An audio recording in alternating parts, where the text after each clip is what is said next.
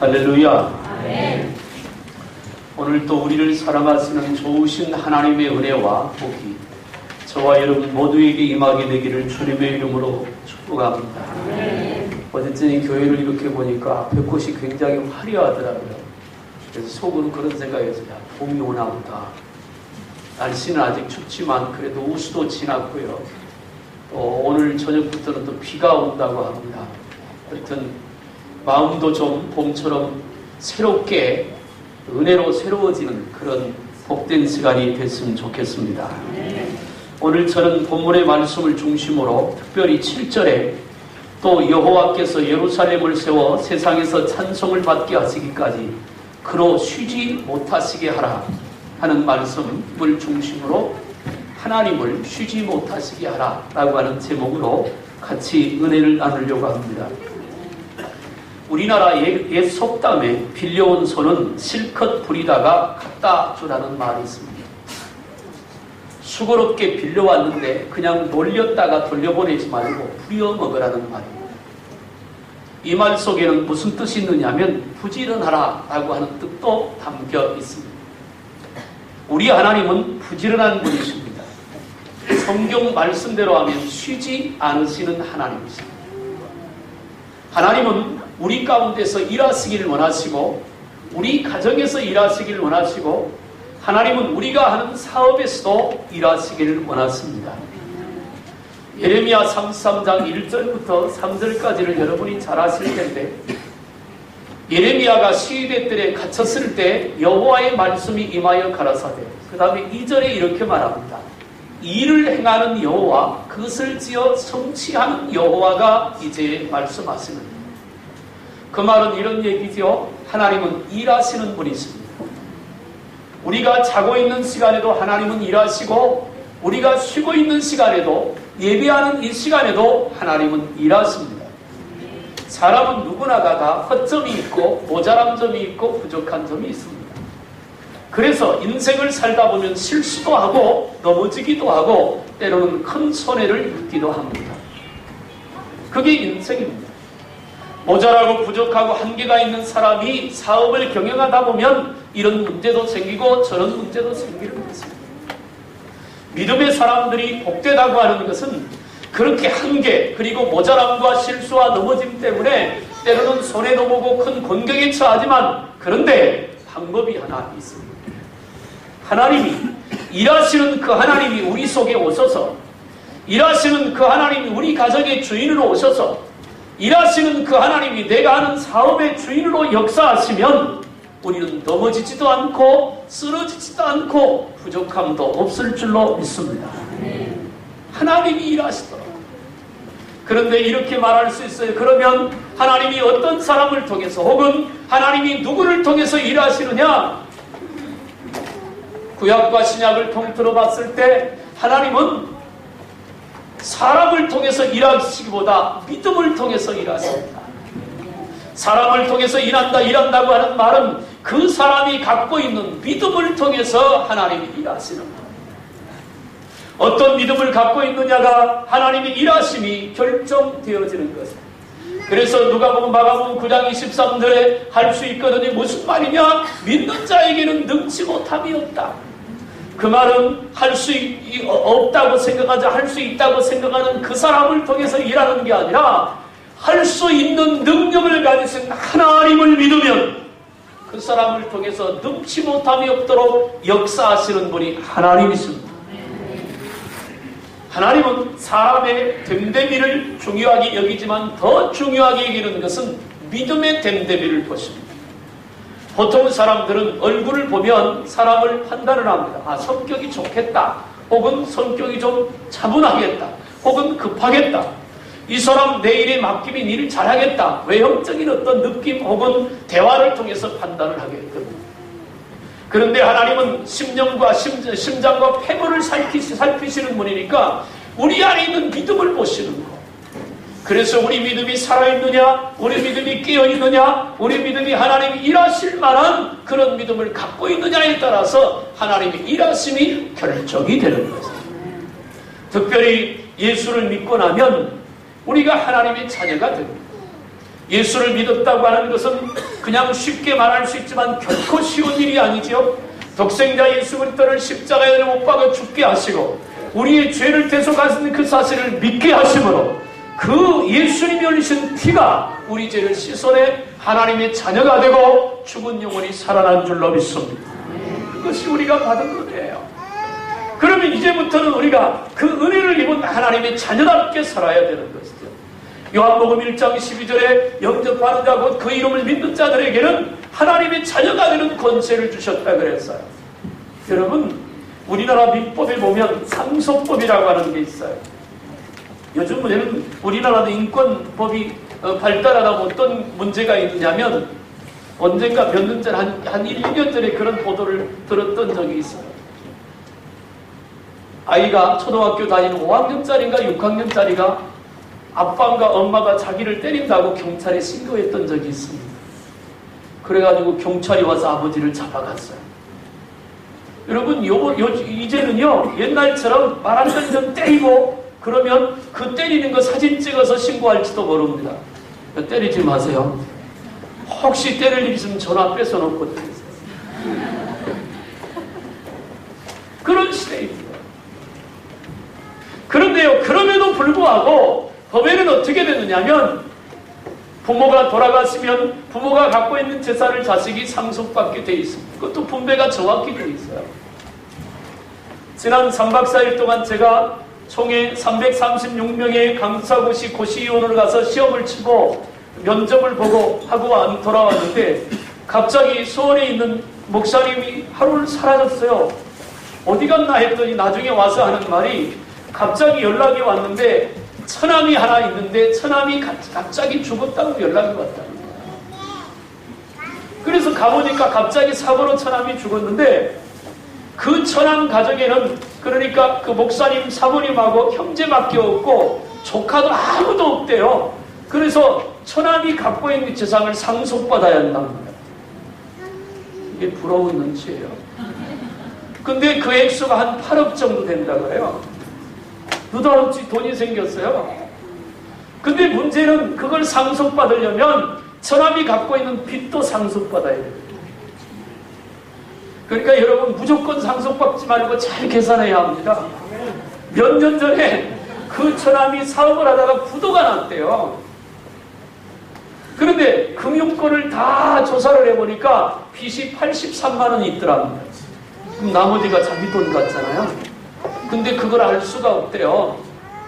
부도가 났기 때문에 부도 낸 것에 대한 책임을 얼만큼 져야 될지 앞으로 변호사를 사서 간단하지가 않더라고요. 제가 얘기하고 싶은 것은 법이 그렇다는 말입니다.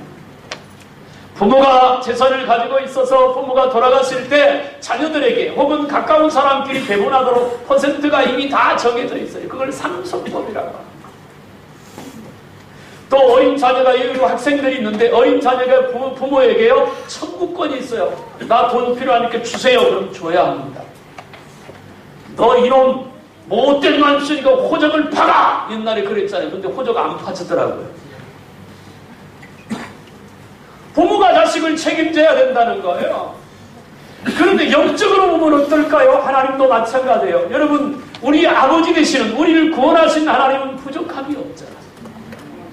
뭐가 모자라요? 우리가 없지 우리 아버지는 엄청 부자세요. 대한민국이 다 하나님의 것이고 이 우주가 지구 모든 것이 다 하나님의 것이에요. 그 아버지의 마음에 들면 그 아버지가 역사하면 우리에게 부족한 것 없이 다 채워주실 수 있는 능력이 그분에게 계세요. 그래서 그분을 뭐라고 말하느냐면 전지전능하시다 그래요.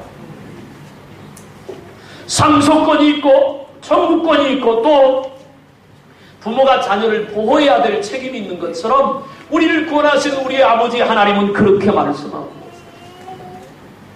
그래서 오늘 본문에 3절에 보니까 너는 또 여호와의 손에 아름다운 면류관 내 하나님의 손에 왕관이 될 것이다. 뭐라고 하는가 하면 구원받은 하나님의 자녀를 따라합시다. 나의 면류관이다. 나의 면류관이라 그 말은 면류관은 밖에 쓰잖아요. 그 말은 너는 나의 자랑거리다. 그 말. 여러분 어땠어요? 여러분들은 하나님의 자랑거리세요? 왜 아멘이 그렇게 없어요? 이유를 알아요. 돌아보니까 자랑거리는커녕 가리고 산 것 같아서. 근데 아까 제가 호적은 막 아버지가 성기라 너 호적 파가! 그래도 호적은 안 파지더라고요. 똑같아요. 예수님의 피로 구속받은 하나님의 자녀는 우리가 좀 모자라고 때로는 넘어지고 세상에 휩쓸려 가고 때로는 죄를 지어도 여전히 구원받은 하나님의 자녀예요. 그래서 요즘 자주 하는 말이 있습니다. 자존감은 다 갖다 강의도 버리라. 자존심은 참 자존감 버릴만 한데요. 자존심은 다 갖다 버리세요. 근데 자존감, 그래도 하나님이 나를 사랑하고 나는 하나님의 자녀요, 나는 하나님의 것이요, 나는 결국 승리한다고 하는 영적인 자존감이 우리 속에 바로 서야 합니다. 본문에 말하자면 너는 나의 자랑거리야. 그리고 또 뭐라고 말해요? 4절을 한번 읽어보세요. 4절 62장 4절 시작.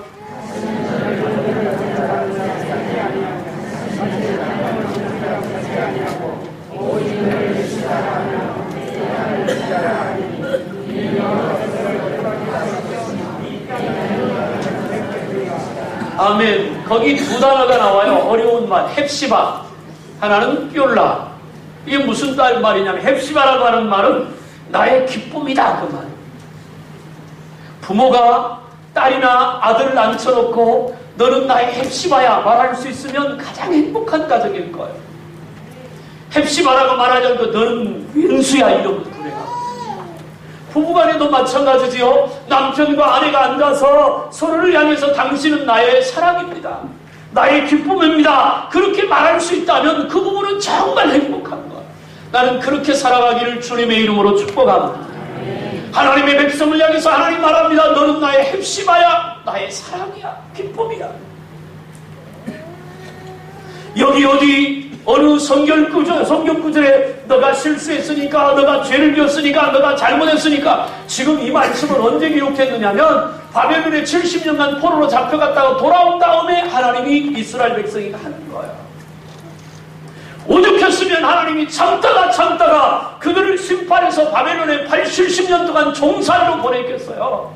그런데 그들을 다시 건져내놓고 하나님 그래요. 너는 나의 기쁨이야. 그러니까 하나님은 그들을 구원한 그 자체를 보는 거지, 그들이 얼마나 실수했고 얼마나 모자라고 얼마나 죄를 지었고 그걸 보시는 게 아니잖아요. 요한복음 21장에 부활하신 예수님을 만나고도 또 바닷가에서 고기 잡는 베드로와 제자들을 예수님이 찾아가시잖아요. 밤새 고기를 잡았는데 처음 예수님 만날 때처럼 고기를 한 마리도 잡지 못했어요. 그리고 어깨가 젖어 있는 그들에게 조반을 지어놓고 예수님이 물어요. 깊은 데로 가서 그물을 내리라. 그래서 내렸더니 153마리의 고기를 잡았다 그랬어요. 잡은 고기를 가져오라. 그래서 생선을 구워서 조반을 제자들에게 주시면서 베드로에게 물어요. 요한의 아들 시몬아, 이 사람들보다 나를 더 사랑하느냐? 베드로가 그 말에 주저주저 하다가 대답을 하죠. 내가 주님 사랑하는 줄 주께서 아십니다. 3번이나 물어요. 제가 전에 그 부분을 설교할 때 그렇게 얘기했어요. 예수님이 베드로의 마음을 모르실까요? 아세요. 그런데 왜 물었느냐는 거예요. 요한의 아들 시몬아, 이 사람들보다 나를 더 사랑하느냐? 그 질문 속에는 뭐가 있느냐면 이미 베드로가 예수님 배반했잖아요. 부활하신 예수님 만나고도 에라 모르겠다 가서 다시 고기 잡잖아요. 그러면 안 되는 거예요, 베드로가. 그런데 그 자리에 가 있는 거예요. 그런 베드로를 찾아가신 예수님이 묻는 거예요. 요한의 아들 시몬아, 이 사람들보다 나를 더 사랑하느냐? 그 질문은 이런 거예요. 베드로야, 너 나 배반해서 너 부활한 나 만나고 여기 와 있고 내가 찾아오니까 할 말 없지? 괜찮아. 그런데 내가 너를 더 사랑해. 그 말이거든요.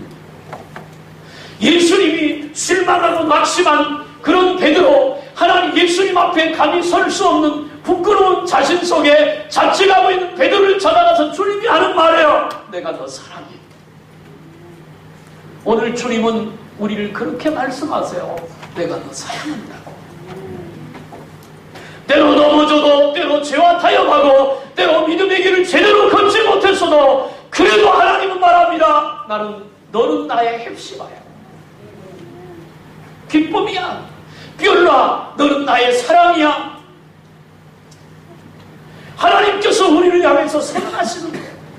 세상 사람들이 손가락질하든, 세상 사람들이 핍박을 하든, 뭐라고 하든 관계없이 하나님은 예수의 피로 구속받은 우리를 여전히 사랑하시는 줄로 믿습니다.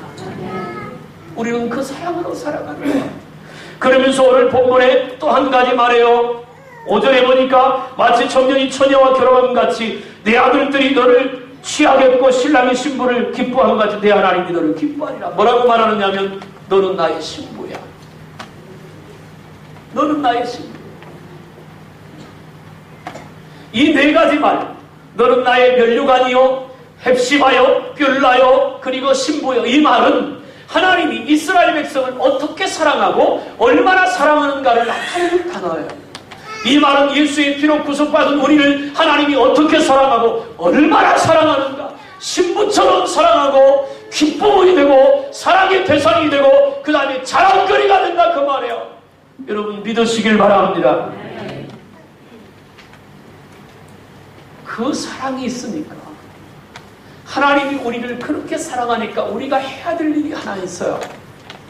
그게 바로 7절입니다. 뭐라고 말해요? 여호와를 쉬지 못하시게 하라. 그래서 하나님께 졸라야 되는 거예요. 그게 그래도 무방하다는 거예요. 아무리 이쁜 자식이라도 맨날 졸라대면 한 대 올라가잖아요. 맨날 졸라댄다고. 한 번만 얘기하면 되지. 남자들이요 제일 싫어하는 게 뭐냐면 잔소리예요. 여기 연세 드신 권사님들 많이 계시는데 한번 물어보세요. 잔소리 하니까 남편이 변합니까? 안 변해요. 잘못하면 바가지 깨져요. 이상하지요? 아이들을 기를 때도 마찬가지거든요. 잔소리 자꾸 하면 아이들이 변하는 게 아니라 굳어져요. 오히려 격려하셔야 돼요. 장점을 보고 잘하는 것을 보고 격려하고 자꾸 격려하다 보면 자연스럽게 변해요. 우리 아이들 중에 속으로 쾌재 부르는 아이들이 있을 거예요. 우리 엄마 여기 설교 잘한대.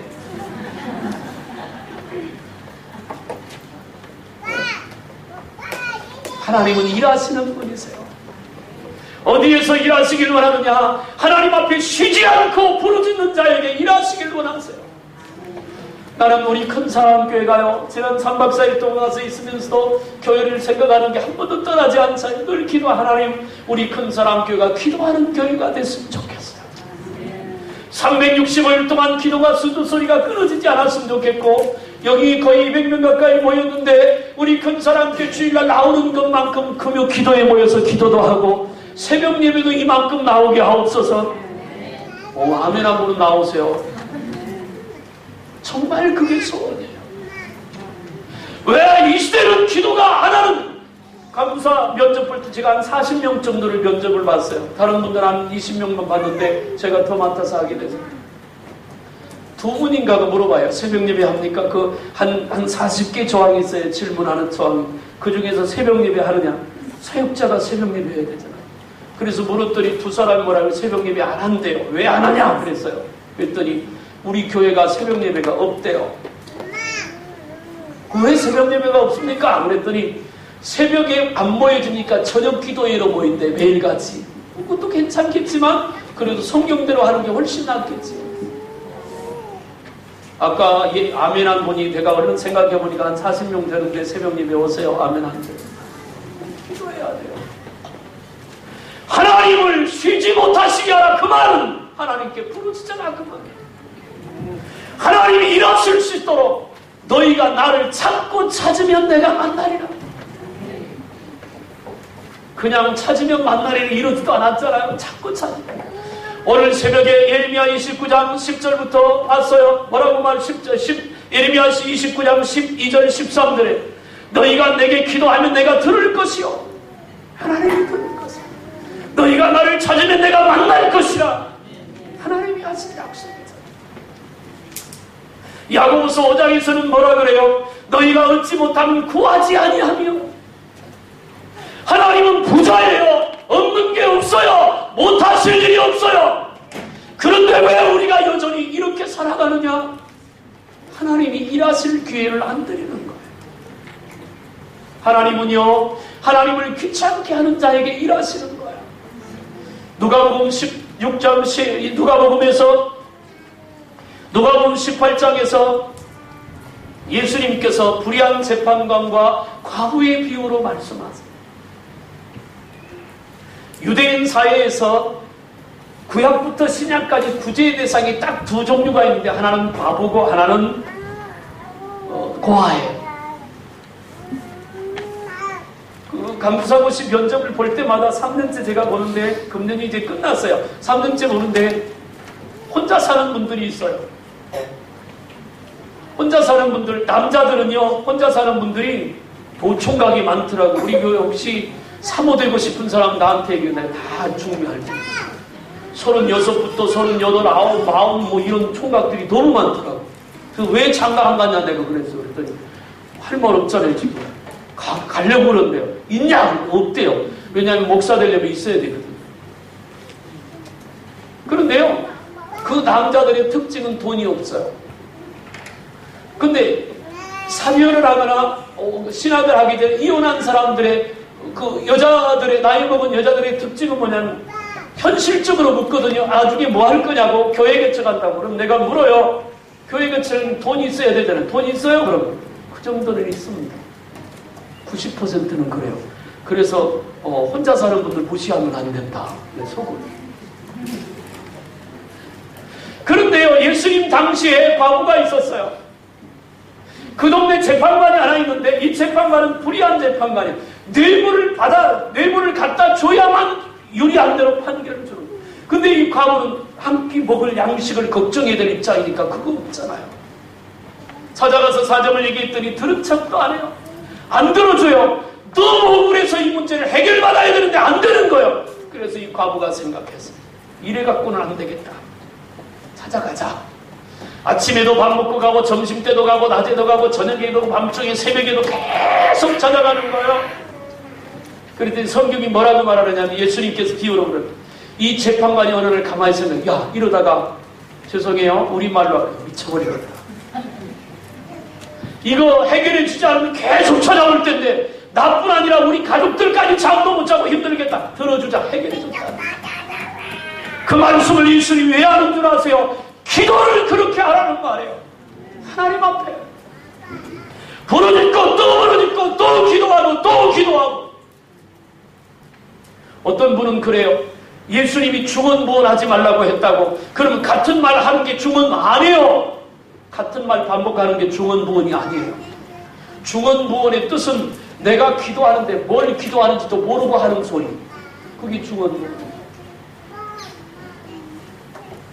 하나님을 쉬지 못하시게 하라. 그러면 하나님이 역사하시겠다는 거예요. 하나님은 우리를 사랑하신다고 말해요. 그리고 약속해요. 거기 62장 1절에 나는 시온의 공의가 빛같이 예루살렘의 구원이 횃불같이 나타나고 시온을 위하여 잠잠하지 아니하며 예루살렘을 위하여 쉬지 아니할 것인지. 시온과 예루살렘을 향한 시온과 예루살렘을 일컫는 것은 교회예요. 성도를 말합니다. 이스라엘에서 있었던 일에 한 청년이 처자를 만나서 이제 결혼하기로 약혼을 했어요. 그런데 결혼해서 살라고 하니까 돈이 좀 필요하고 이 청년은 장사꾼이에요. 그래서 처자에게 말했어요. 내가 좀 전국을 돌아다니는 장사를 하고 돈을 좀 벌어갖고 와서 우리 결혼합시다. 그래서 장사를 나갔어요.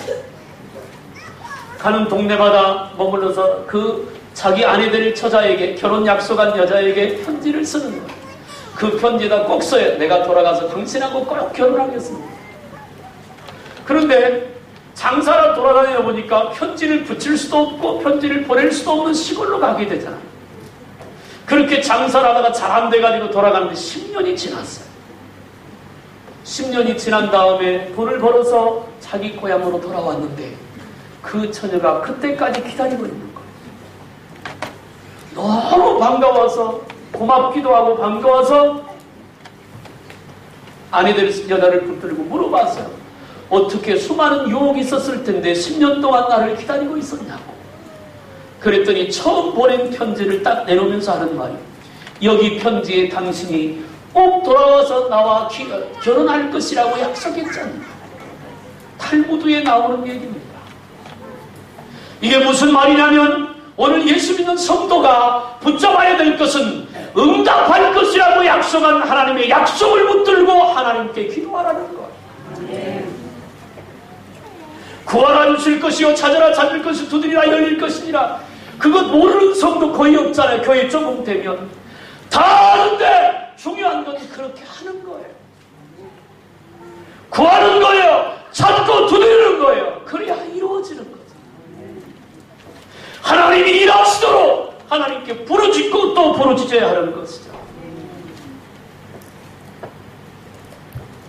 어떤 사람이 사막을 가다가 처음에 먹을 양식을 들고 물을 한 병 들고 사막을 건너가기로 작정을 하고 건너갑니다.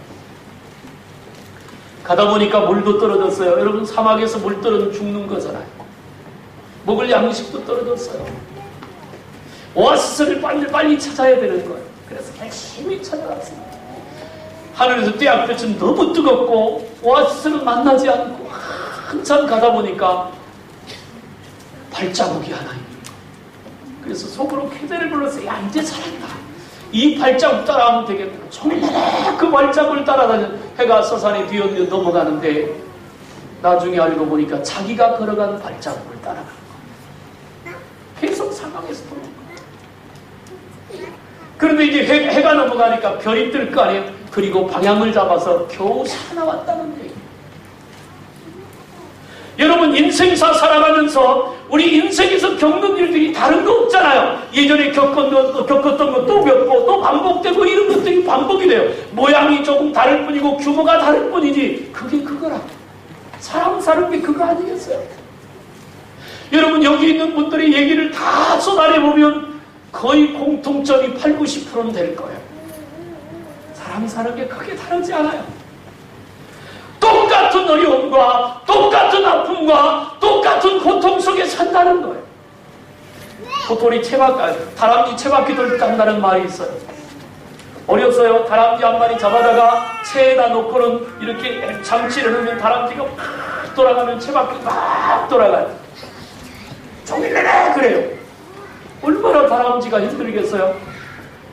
아무리 노력해도 아무리 애써도 벗어날 수 없는 상황을 빗대서 하는 말이죠.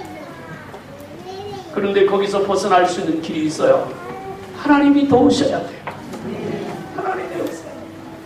다시 말해요. 그러면 하나님이 어떤 사람 속에서 역사하느냐? 여호와를 쉬지 못하시게 하는 사람. 부르짖고 또 부르짖고 기도하고 또 기도하고 길을 갈 때도 밥을 먹을 때도 일을 할 때도 사람을 만날 때도 잘 때도 하나님 앞에 기도하는 사람. 그렇게 쉬지 않고 기도하는 사람을 하나님께서는 들어주시고 이루어주실 줄로 믿으시길 바랍니다.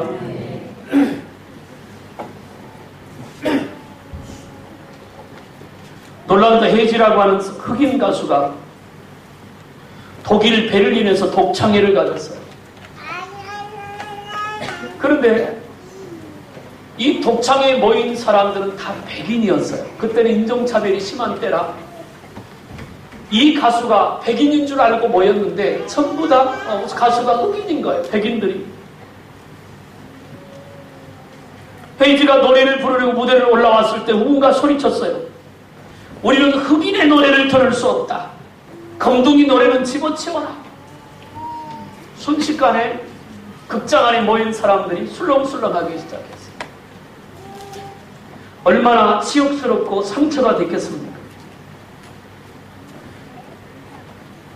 그 순간 이 흑인 놀란드 헤이지라고 하는 가수의 마음속에 무슨 생각이 더러워서 못 해먹겠다. 확 팽개치고 가버리고 싶은 생각이 충동이 되는 거예요. 그래서 무대에서 막 돌아서려 내려가려고 하는 순간적으로 환상이 하나 보였는데 무슨 환상이면 빌라도 법정에서 서 있는 예수님의 비참한 모습이 순간 딱 보이는 거예요. 예수님 온갖 모욕을 다 당하시면서 아무 말씀도 없으셨어요. 헤이즈는 그 환상을 보고 내려가던 발걸음을 돌려 청중을 향하여 돌아서요. 그리고 고개를 숙이고 조용히 묵상에 잠겼습니다. 그리고 하나님 앞에 기도하는 겁니다. 눈에서는 눈물이 흘렀어요. 소란스럽던 청중도 그 모습을 보고 침묵이 흘렀습니다.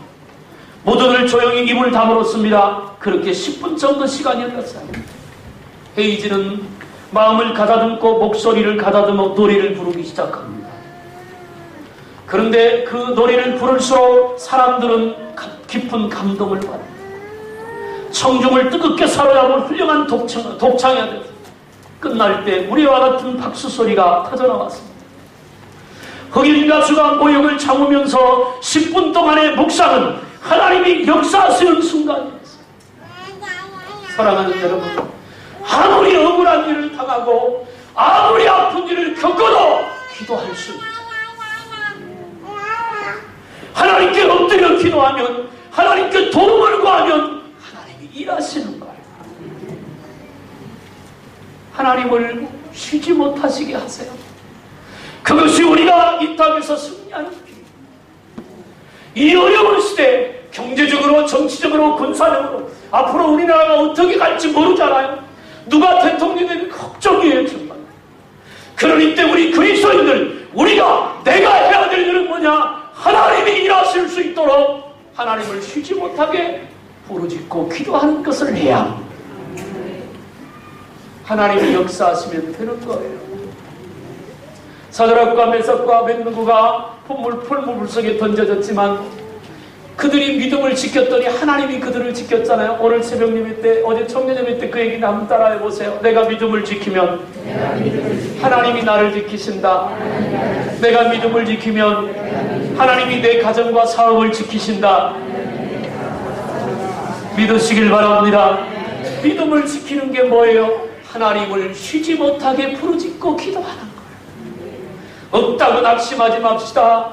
연약하다고 실망하지 맙시다.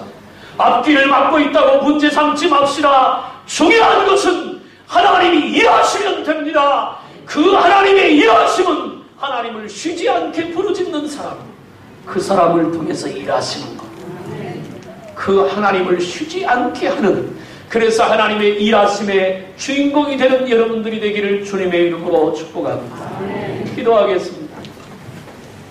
살아계신 하나님 아버지, 은혜를 감사합니다.